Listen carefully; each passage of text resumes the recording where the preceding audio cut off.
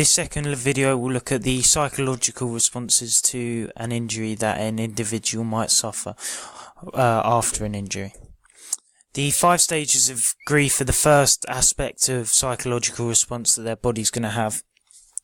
And the first stage that a individual might suffer, as people see the different stages in different orders, and it can be repetitive, but the first stage is normally denial, and denial along with isolation is a defensive mechanism, and it kind of is the individual not believing that they've got the injury, just kind of going into, as I said before, this defensive mechanism where they don't think that it will be very serious. They deny having the injury. They may try and, you may see this all the time, they try and play on with the injury before the realization that actually this is an serious injury, I won't be able to carry on, finally sets in. The next stage is anger, and anger is a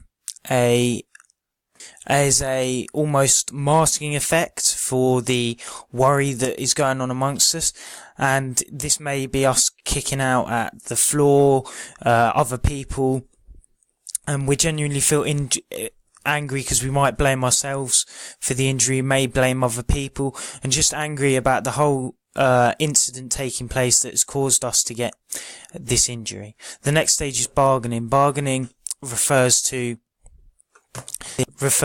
the feeling that is often felt after an injury has occurred, and it's this feeling of helplessness and vulnerability that we can't do anything about it. If you're injured as a player, there's nothing you can do about it other than let others treat you and hope that the injury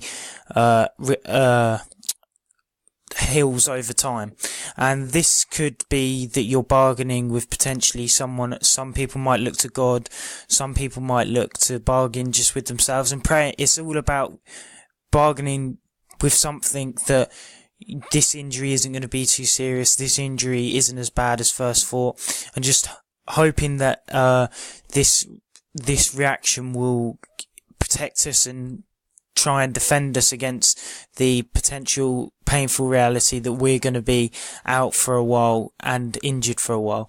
And then the next stage to this, when the person begins to start to realise that this isn't going to get any better and that the injury is actually going to keep them out for a fairly long time, is when this reality hits, the aspect of depression starts to set in, because the individual realizes that they're going to be out for a while.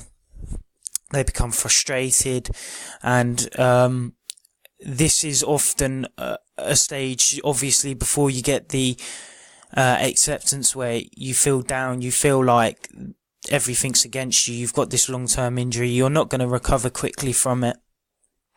And it really, if this section goes on for too long, it could affect someone's motivation to come back and perform again at the levels that they were before the injury.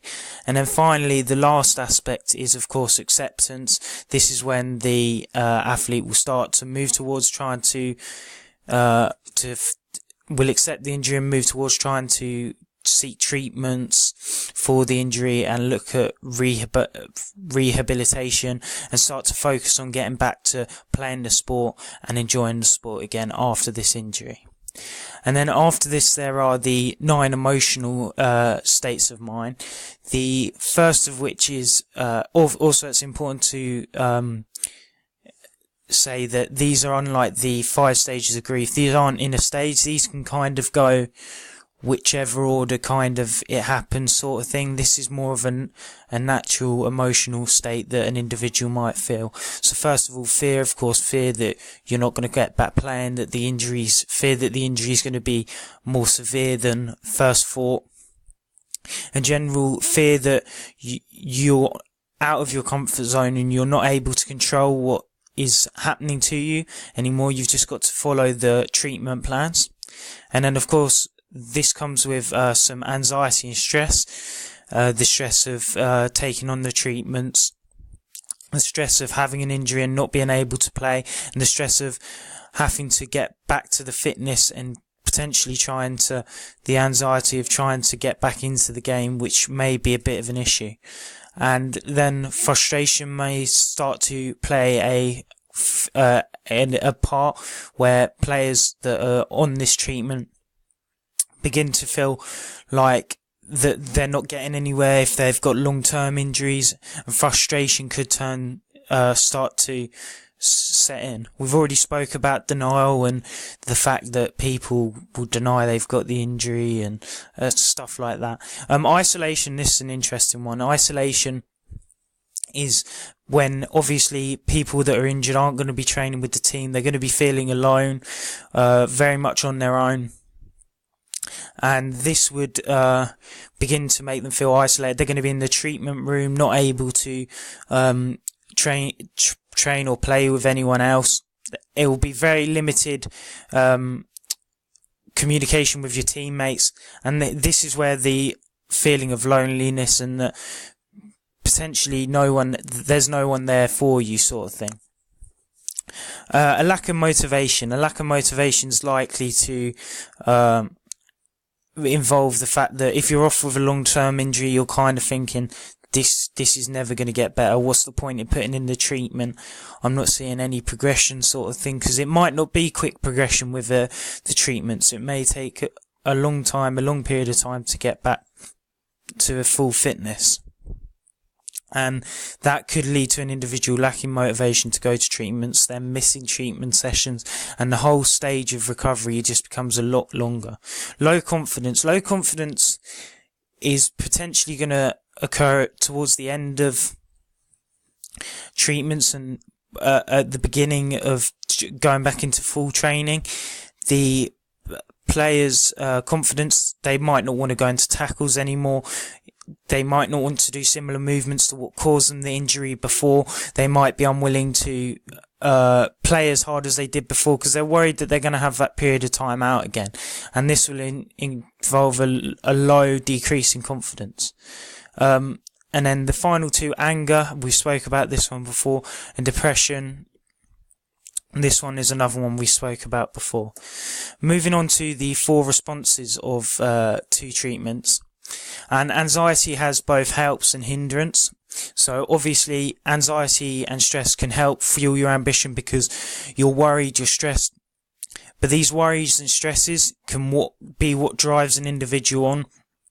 As said before, the fuel can come for desperation to for more help. This anxiety builds up, and individuals then try and seek more help. And this help will then come with an element of increased knowledge to help them look for additional treatments, help them get through their treatment, and will hopefully make them change in the future, maybe techniques they were doing before that caused the injury, stuff like that. And these are all ways that anxiety and stress could actually help a individual. Of course, there's lots of hinders to anxiety and stress. The injury seems so much worse because you're worrying, you're stressing, you're anxious about doing any sort of treatments and stuff like that. And it causes a lack of focus because you're more worried about the injury and that you're not focused on how to get better, the treatments to get better.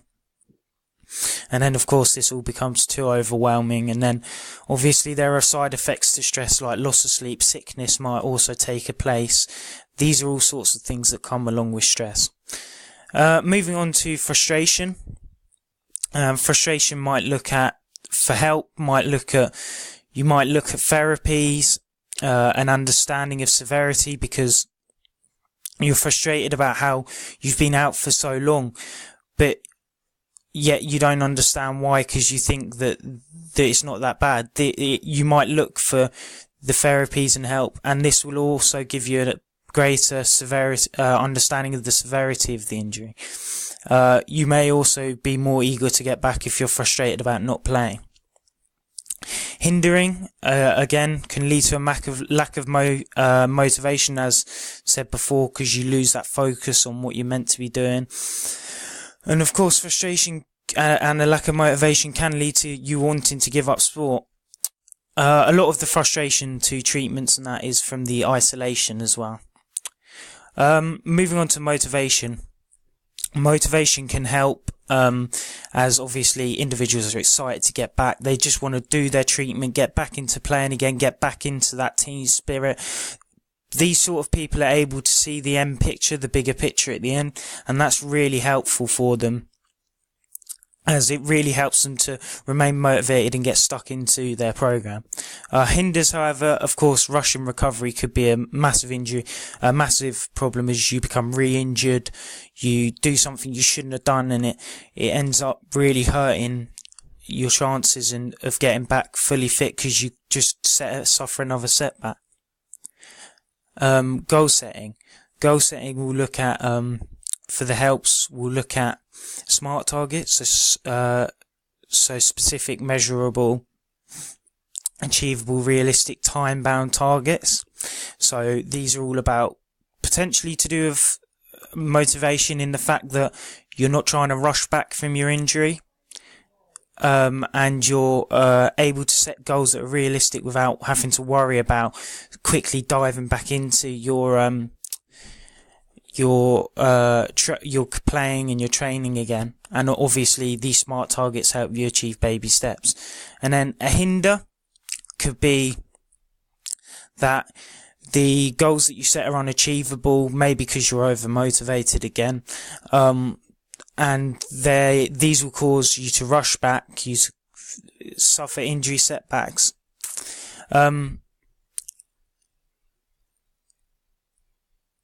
If you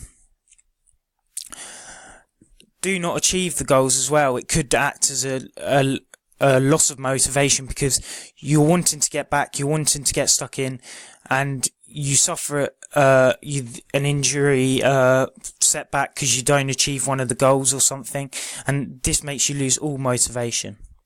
And then finally, there are strategies to improve psychological response to it. Looking at the strategies, first off, to begin with music. Music might be better when you're in the early stages of treatment. You're on your own. You don't have very many teammates around you, so you just maybe listen to the music to get you through treatment sessions, long treatment sessions, strength and conditioning sessions. And this music, like playlists and stuff like that, can really help to distract maybe from the hard work that you're putting in. Moving on to imagery and self-talk. As you see there, there's Sir Steve Redgrave. He used imagery and self-talk, which involved, he got into his kit, he sat in the boat, and he imagined when he was injured and imagined he was rowing. This is so that the physiological side, although the physical side may not be there, the physiological side, you're mentally staying strong within the game, you're remaining focused on the game, and it just allows an individual brain to work faster when they get back into sport, and it also acts as added motivation and focus.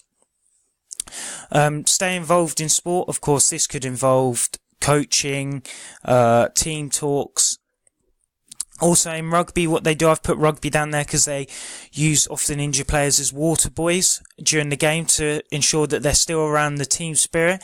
It's just ensuring that the individual doesn't lose sight of what they're going to come back into once they come back from their injury, and also so they don't lose what the team's trying to achieve. And this all helps with the injury. Stress relaxation. This is potentially there's going to be frustration build up from injuries, treatments. Individuals are going to struggle. So you might look at, there's an example of a stress ball, yoga, just little treatments like that, just to turn the individual's stress and tension away from the fact that they're not playing and focus them again on what they're trying to achieve by getting back fit, doing the treatment. And then finally, the final strategy that might be used is keeping a diary. This will help with potentially looking at SMART targets, so you keep a diary to track your progress through the treatments, and you can compare them to the targets you're setting. And it also keeps a physical document almost of the progress you've made. So potentially when you're lacking a bit of motivation one day, you can look over this and refer back to it, and it will help you see the progress you've made and will make an individual feel more motivated to carry on with their treatments.